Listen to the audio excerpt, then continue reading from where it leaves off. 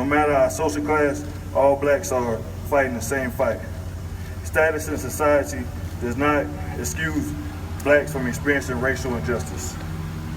We are fighting for safety and equality. In the words of my brother Jay Ewart, matter is the minimum. Thank you.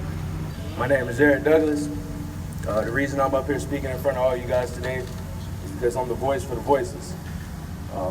In this country, how can we claim to be united and together as one if all lives matter, but mine doesn't? Black Lives Matter movement isn't an issue of politics. It's an outcry for change and justice. For generations, black people have faced its fair share of hardships and violence. Police brutality is just one of its many forms. All lives can't matter until black lives do. Today I'm going to hit on something different. I don't really have a speech. I kind of have some bullet points written down. Just to hit on a few things that I feel as though I'll speak for my teammates, not just for my teammates, I'll speak for men in America, black men in America, everybody that has some kind of feeling. First and foremost, I'm Carry-On Joyner. I'm a junior here at the University of South Carolina. I'm from Charleston, South Carolina, home of the Walter Scott shooting in 2015, home of the Dylan Roof shooting on Wednesday, June 17th, 2015. On June 17th, 2015, Dylan Roof sat inside of one of our most historic Mother Emanuel Church in Charleston, South Carolina. Sat inside Bible study on a Wednesday night. Throughout the night, he sat there. One of my family members, by the name of Tawanda Sanders, if you have Snapchat, you know, he recorded Dylan Roof on Snapchat that night in Bible study, not knowing an hour later or an hour and a half later, he would take their life. I say that to say, after that incident, being from Charleston, South Carolina, I will never be able to go to church without thinking somebody across from me, the opposite color as me, even the same color as me, may hate me for who I am or want to take my life. And I think that feeling will always sit with me. Not being able to enjoy church, enjoy Christ, and be at peace. I'm also gonna hit on a word that also touches me as well. I'm gonna take a different route. The word fear. The word fear reads, an unpleasant, often strong emotion caused by anticipation or awareness of danger. I know some can relate, but every day I fear for my life.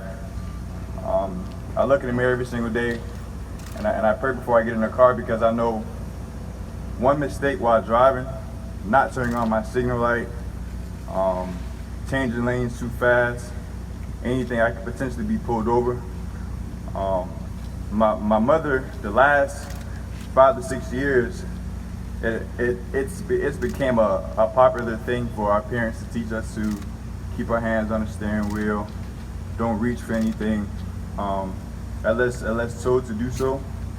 And I think it shouldn't have to be like that, but that's just the way the world is nowadays. But I definitely fear for my life, you know what I'm saying, whenever I drive, because I know I'm not perfect, I'm gonna make mistakes, and not knowing that could be the end of my life in a traffic stop. I say that to say, I think all that comes down to dialogue, communication.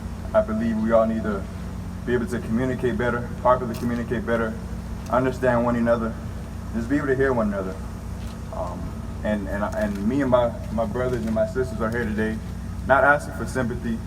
I'm just asking for your mind, your heart, your soul, and a piece of understanding to be able to hear everyone speaking and to, you know, equality, you know what I'm saying? And I just pray that one day, I don't have the answer, I don't have the resolution, but I'm just asking for change, I'm asking for help, I'm asking for insight, you know, so everybody can understand each other, and one day we can someday overpass this and see better days.